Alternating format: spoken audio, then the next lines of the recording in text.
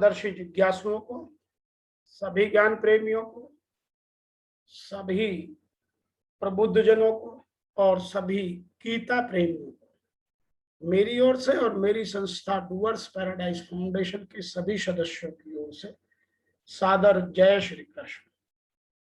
अभी तक हम गीता के चतुर्थ अध्याय के श्लोक संख्या 31 तक की व्याख्या कर चुके हैं। 31वें श्लोक में भगवान श्री कृष्ण ने अर्जुन जी को यज्ञ करने वालों को सनातन ब्रह्म की प्राप्ति का कथन और न करने वालों की निंदा की है, अर्थात यज्ञ का लाभ और यज्ञ की हानि से अवगत कराया। और इस श्लोक में 32वें श्लोक में सभी यज्ञ क्रिया द्वारा संपादित होने योग्य बताया, अर्थात क्रिया करना, काम करना आवश्यक है, जिसको ऋषि वेद व्यास जी ने कुछ इस तरह से लिखा है, जिसको हम अपनी सरल भाषा में आज आपके साथ व्याख्या में बात करें। एवं बहुविधाय यज्ञाय वितता है ब्राह्मणो मुखे, कर्मजान विद्धितान सर्वान एवं ज्ञात्वा विमोक्षयसे। अर्थात इस प्रकार और भी बहुत तरह के यज्ञ वेद की वाणी से विस्तार में कहे गए हैं। उन सब यज्ञों को तुम कर्मजन्य समझो, अर्थात उनका जन्म कर्मों से ही होता है। इस प्रकार ज्ञान का यज्ञ करने से तुम इस कर्म बंधन से मुक्त हो जाओगे। इस प्रकार बहुत तरह के यज्ञों का वर्णन करने के बाद और उन सबको तुम मन, इंद्रिय और शरीर की क्रियाएं जो तीनों से होती हैं, मनसा वाचा कर्मणा, तो मन, बुद्धि या इंद्रिय और शरीर द्वारा संपन्न होने वाले जानकर और उनके अनुष्ठान करके तुम कर्म बंधन से मुक्त हो जाओ, ऐसा अर्जुन को वो समझाने का प्रयास कर रहे हैं। और हम भी अर्जुन की तरह जिज्ञासु हैं, तो जिज्ञासु हैं, तो यह ज्ञान हमारे लिए भी है। Thus my sacrifice are elaborated by the Brahma in the Vedas. वेदों में तरह तरह के यज्ञों की विस्तार से व्याख्या की गई है। Know them to be born out of actions and perform them to be liberated. मैं इसको यदि विस्तार में आपके साथ व्याख्या करूं तो एवं बहुविद्या यज्ञा वित्तता ब्राह्मणों मुखे, 24वें से लेकर 30वें श्लोक तक जिन 12 यज्ञों का वर्णन किया, उनके सिवाय और भी अनेक प्रकार के यज्ञ वेदों की वाणी में विस्तार से वर्णन किया गया है। कारण है कि साधकों की प्रकृति के अनुरूप उनकी क्रियाएं अलग अलग एक तरह की होती हैं, तदनुसार उनके साधन भी अलग अलग होते हैं। वेदों में सकाम अनुष्ठानों को भी विस्तार से वर्णन किया गया है, परंतु उन सबसे नाशवान फल की प्राप्ति होती है। अतः सकाम भाव की भक्ति की बात या यज्ञों की बात नहीं, निष्काम भाव से कर्मों की बात करते हैं। अविनाशी की नहीं, इसलिए वेदों में वर्णित सकाम अनुष्ठान करने वाले मनुष्य स्वर्गलोक को तो जाते हैं और पुण्य क्षीण होने पर पुनः मृत्युलोक में आ जाते हैं। इस प्रकार वो जन्म मरण के बंधन में पड़े रहते हैं। यह बात गीता के अध्याय संख्या 9 के 31वें श्लोक में आपको विस्तार के साथ सुनने को मिलेगी। परंतु यहाँ उन सकाम अनुष्ठानों की बात नहीं की गई है, यहाँ निष्काम कर्म रूप उन यज्ञों की बात कही गई है जिनके अनुष्ठान से परमात्मा की प्राप्ति होती है।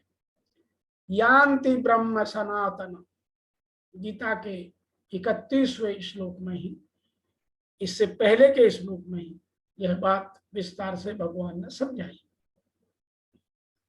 वेदों में केवल स्वर्ग प्राप्ति के साधन सकाम अनुष्ठान का होने का वर्णन ऐसी बात नहीं है। उनमें परमात्मा प्राप्ति के साधन रूप श्रवण, मनन, निध्यासन, प्राणायाम, समाधि आदि अनुष्ठानों का भी वर्णन हुआ है और उपर्युक्त पदों में उन लक्ष्य की प्राप्ति का ही मतलब है। तीसरे अध्याय के 14वें और 15वें श्लोक में कहा गया था कि यज्ञ वेद से उत्पन्न हुए हैं और सर्वव्यापी परमात्मा उन यज्ञों में नित्य प्रतिष्ठित अर्थात विराजमान है।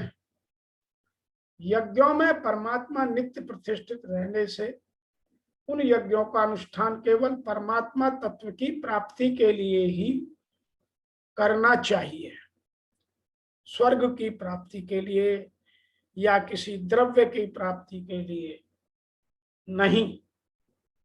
कर्मजन्याभिवृद्धि 24वें से 30वें श्लोक तक जिन 12 यज्ञों का वर्णन हुआ तथा उसी प्रकार वेदों में जिन यज्ञों का वर्णन हुआ है उन सब यज्ञों के लिए यहाँ तान सर्वान पद आया है। कर्मजान विद्धि से तात्पर्य है कि सबके सब यज्ञ कर्मजन्य हैं। वाणी से जो कथन होता है और मन से जो संकल्प होते हैं वे सभी कर्म कहलाते हैं। सुनिएगा, समझिएगा।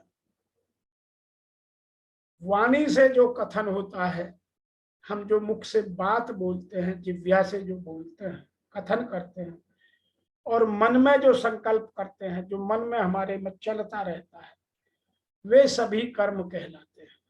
अर्थात यदि हम कोई गलत बात भी अपने विचारों में लाते हैं तो भगवान उसको भी कहीं ना कहीं जरूर नोटिस करते हैं।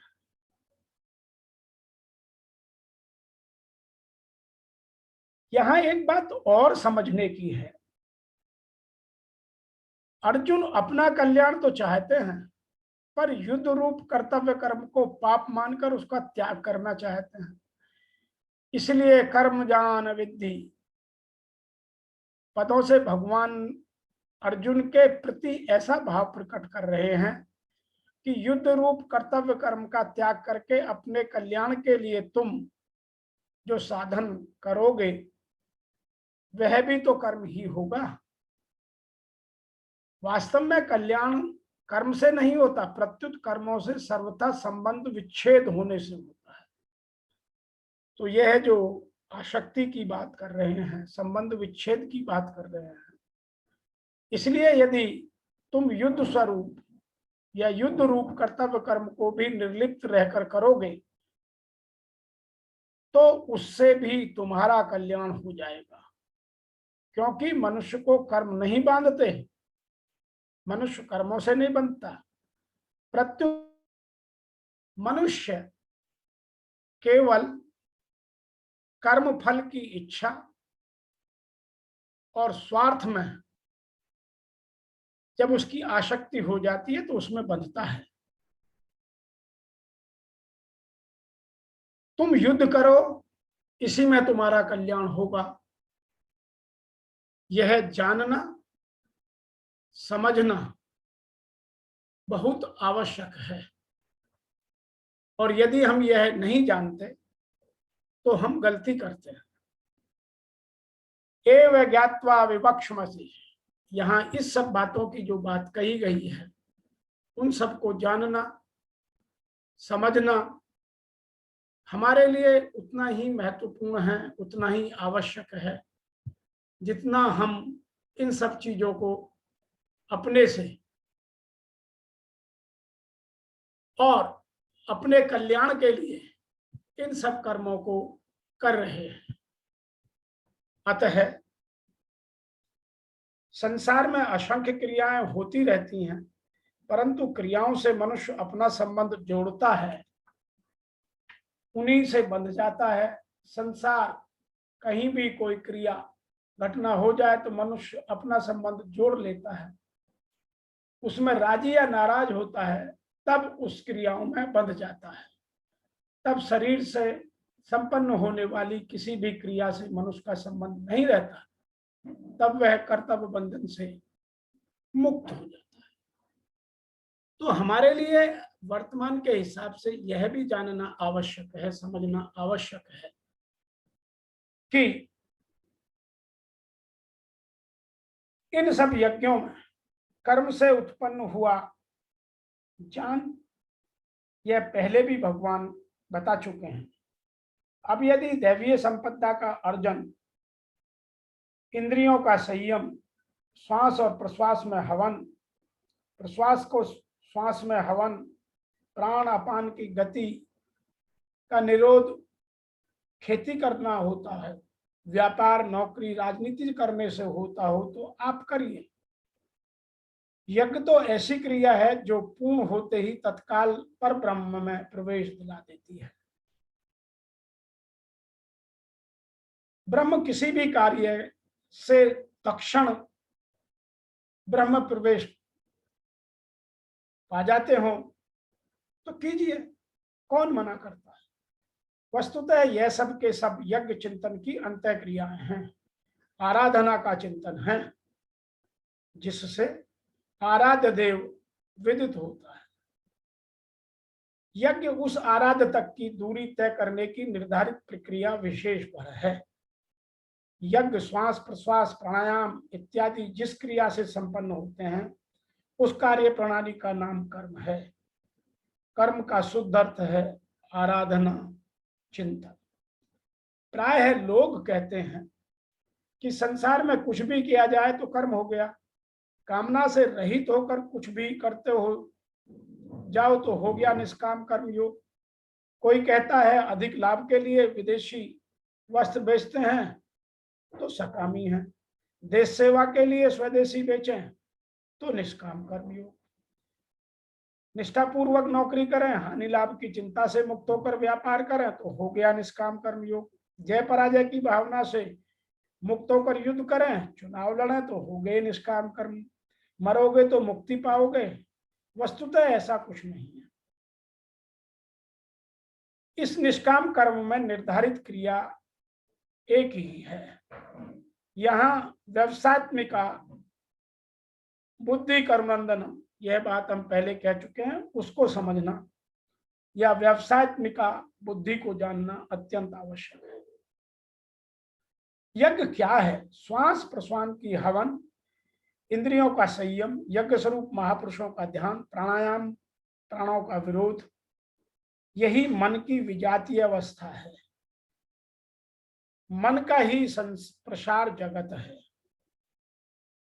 श्री कृष्ण जी के शब्दों में ही एव तरजते सर्गो ये शाम शाम में स्थित मन है। उन पुरुषों द्वारा चराचर जगत यही जीत लिया गया जिसका मन समत्व में स्थित हो गया। भला मन के समत्व और जगत के जीतने से क्या संबंध है? यदि जगत को जीत लिया गया तो रुका कहां पर? तब कहते हैं कि ब्रह्म निर्दोष और सम है। इधर मन में निर्दोष और समत्व की स्थिति वाला हो गया तो वह ब्रह्म में स्थित हो जाता है। सारांशतः है मन का प्रसार जगत है, चराचर जगत ही हवन सामग्री के रूप में है। मन की सर्वथा निरोध होता है, जगत का निरोध हो जाता है। मन के विरोध के साथ ही यज्ञ का परिणाम निकलता है। यज्ञ जिस सृष्टि से करता है, यज्ञामृत का पान करने वाला पुरुष सनातन ब्रह्म में प्रविष्ट हो जाता है। यह सभी यज्ञ ब्रह्म स्थित महापुरुषों की वाणी द्वारा कहे गए हैं। ऐसा नहीं है कि अलग अलग संप्रदायों के साधक अलग अलग प्रकार के यज्ञ करते हैं, बल्कि ये सभी एक ही साधक की ऊंची नीची अवस्थाएं हैं। यह यज्ञ जिससे होने लगे और क्रिया का नाम कर्म है। संपूर्ण गीता में एक भी श्लोक ऐसा नहीं जो सांसारिक कार्य व्यवहारों का समर्थन करता हो। प्राय यज्ञ का नाम आने पर लोग बाहर के एक यज्ञ वेदी बनाकर तिल जौ लेकर स्वाहा बोलते हुए हवन प्रारंभ कर देते हैं। यह केवल एक धोखा मात्र है। द्रव्य यज्ञ दूसरा है, जिससे श्री कृष्ण कई बार कहा पशु बलि, वस्तुदाह इत्यादि से इसका कोई संबंध नहीं है। अतः मैं इन बातों को जानकर, इनके महत्व को समझकर आगे बढ़ना चाहिए। आज के इस श्लोक की व्याख्या में इतना ही। फिर आपके साथ शीघ्र ही अगले श्लोक की व्याख्या में मिलेंगे। तब तक के लिए आपको मेरी ओर से और मेरी संस्था की ओर से सादर